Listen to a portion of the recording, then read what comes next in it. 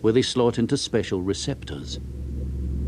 When enough receptors are filled, the nerve cell fires, creating a sensation of pleasure. Normally, the dopamine is only around for a few milliseconds before it's sucked away by biological pumps ready for the next time. But drugs trigger a surge of extra dopamine, and with that, extra pleasure. Thinking back to the first time I took it, it was just overwhelming. I mean, you know, it's just, you know, it goes from your head to your toes, just totally. The first hit, oh, I'd say it's about as intense an orgasm as one could possibly have. Oh, you're the best friend that I ever had. I've been with you. They are artists at what they do, and it was just time that they get acknowledged for what they do. DK was a renowned bodyguard working in the music industry, a world where drugs are not totally unknown. Oh, you're my best friend. The music industry is what kept me in cocaine use. Okay, it was a part of everyday existence. You know, you put on your Versace suit, and you put your vial of cocaine in your suit pocket, and you went about your job. Oh, you're my best friend. Cocaine has its own very particular way of creating a high. When it enters the brain, the cocaine targets the pumps that normally suck the dopamine away. It blocks them, leaving the dopamine to swirl around between the nerve cells. This causes the nerve cells to fire much more often, giving the cocaine user a powerful rush.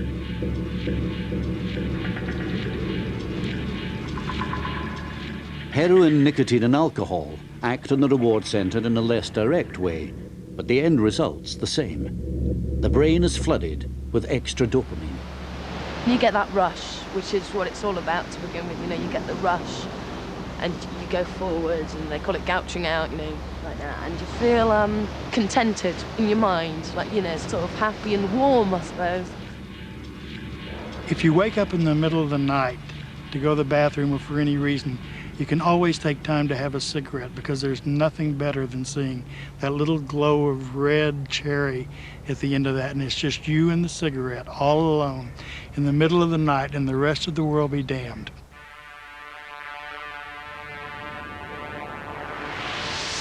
But over time, addictive drugs can change the structure of the brain itself. Because the brain's receiving too much stimulation, it closes down those very mechanisms that respond to pleasure in the first place. This is a scan of a normal brain, the dopamine receptors marked in red. But with a cocaine addict, the receptors have all but disappeared, and any dopamine now has little effect. Convincing evidence that the brain of an addict is different from that of a non-addict. We believe that the reduction in receptors is going to actually translate into a decrease in the ability of the cocaine abusers to feel pleasure for natural things, such as food or sex, and therefore they need to seek things that will excite them, that will provide them pleasure. And drugs will do it, and normal activities won't. These changes in the brain explain why some drug users become drug addicts. If I didn't have the cigarette, life would stop.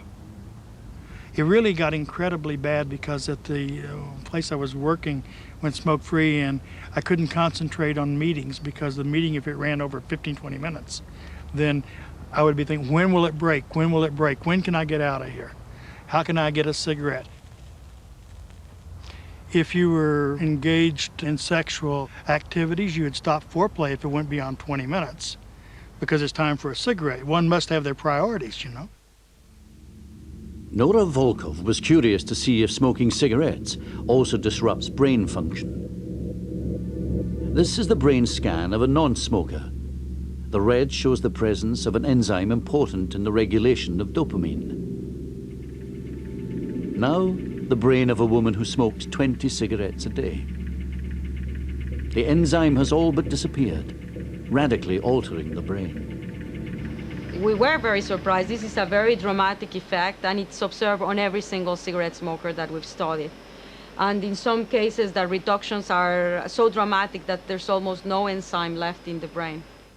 These studies of brain abnormalities are forcing drug experts to reappraise the nature of addiction and how to treat it. So the question is addiction a disease, or is it a moral willpower problem? And more and more evidence seems to support the hypothesis that addiction is a disease. If you've ever experienced a loved one who suffered from addiction, to argue that they should just pull themselves together is very unrealistic, because they really clearly need a great deal of help. And past a certain point, the disease process really limits how much a person can treat themselves. DK had heard about an addiction clinic on the west side of Philadelphia. Some night, maybe 4 o'clock in the morning, I would drive past this building. And I knew what this building was about before I turned myself in there. But I didn't want to admit to myself that I was a cocaine addict. And then one day, I caught the bus down here and walked in the door with a very big chip on my shoulder. Anna Rose Childress deals with craving, that compulsion for drugs which forces addicts to seek them out even if they no longer get much pleasure from them. She wants to track down where the craving originates in the brain, and DK is a willing guinea pig. In a scanner, he will be shown a video of addicts smoking crack cocaine in order to provoke his craving. Craving pisses you off because you're not in control. And I'm a control person, and when a craving hits you, you don't have any control. Beat faster than any other warm-blooded animal. But first, she needs to scan DK's brain when he's not thinking of cocaine. Their lives depend on flowers and the nectar they provide. In choosing the nature video, we wanted to choose scenes that were very unlikely to have ever been associated with cocaine use. And in talking with our patients, almost none of them have used cocaine in the presence of hummingbirds. Okay, to what degree are you feeling any craving or desire for cocaine? 0 to 9. 0, thank you. Well, we got time here because we know we're going to bother us for an hour. The second video shows simulated cocaine buying, selling, and use. Yeah, you're going to enjoy this, Jim. And the expectation is that that cocaine video will help the patient re-experience this craving state. And they will be able to see what's going on in the brain during that state. Ooh. Now what I said. Yeah, right there. What I say, bro. Okay, to what degree are you feeling craving, desire for cocaine? 0 to 9. 5. Thank you. Unlike Nora Volkov's experiments, no drug is actually taken. They are studying the power of thought alone. What we see here on the screen are 2 pictures that reflect the brain's activity in an area of the brain that's very important for anticipating pleasure or reward. So when a cocaine patient watches a nature video, not too surprisingly, not much is happening in these structures. But when the cocaine patient views a cocaine video, one or both sides of these structures really activate, and that's indicated by the red spot here. This is one of the structures in the brain that's part of this circuitry that allows you not only to get the pleasure of the reward, but to anticipate it, to learn how to get it again. On that 0 to 9 This state of scale, mind is what Anna Rose Childress trains the addicts to overcome. Only by re-experiencing the craving in a supportive setting can DK learn to beat it. Okay, what I'd like you to do now is pull the box toward you and open it and go through a ritual of preparation as you would any time that you prepare to use cocaine. Okay, thank you. His heart rate is monitored while he prepares the drug paraphernalia.